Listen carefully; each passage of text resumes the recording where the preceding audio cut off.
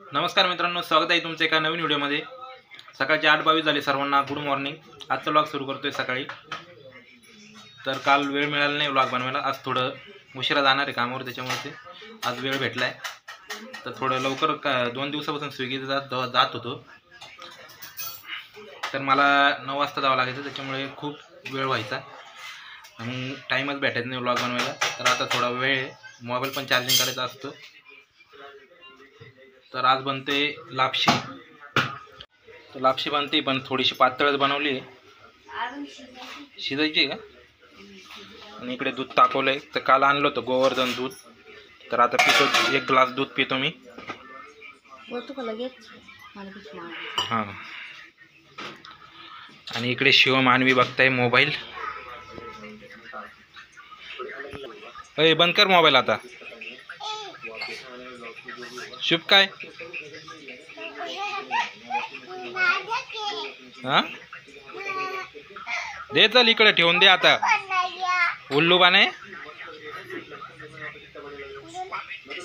चालू आहे व्लॉग। इकडे फायनली माझं दूध इथे टाक, 1 चमचा साखर टाक। हा, एवढा बस, ओके। तर आज थोडे अंडे आणायला जायचे, तर किती रुपये ट्रे काय माहिती, 160 रुपये होता मागं, बघू आता वाढले का काय झाले काय माहिती भाव। तर गणपती पण उठले, आता थोडेसे भाव वाढले असं एखाद्या वेळेस।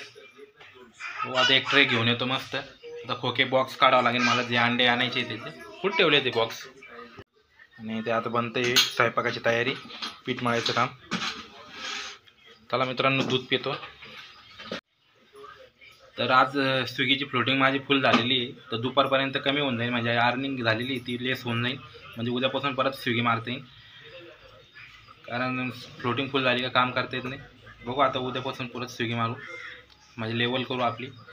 तर स्विगी बेस्ट आहे कंपनी, पण पाऊस असला तर चांगला सर्व्हिस भेटतो, पाऊस नसला का मग काही सर्व्हिस नाही भेटत। आता मागं ऑफर होती गणपतीची विसर्जनची वगैरे, तर थोडी ऑफर भेटून गेली, पण आता एवढे अर्निंग होणार नाही 2-4 हफ्त्यामध्ये। बघू आता। झोमॅटोचं आज काम करून बघा झोमॅटोत किती होती काय। झोमॅटोची फ्लोटिंग फुल झालेली, 500 रुपये झोमॅटोत काम करायचं आज। तर आपलं गणपती विसर्जन झालेलं आहे आता। गणपती कुठे ठेवून दिला, विसर्जन केलं का। तर दूध पितो इथं।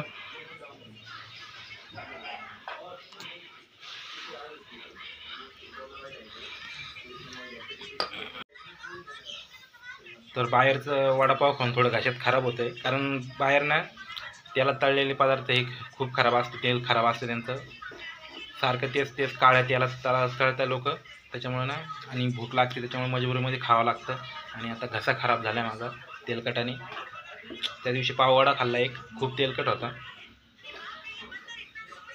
स्वस्तात काही ठिकाणी स्वस्तात राहतं, पण ते तेल खराब असतं, त्याच्यामुळे ते पाववडा खाऊ नये, टाळलं पाहिजे।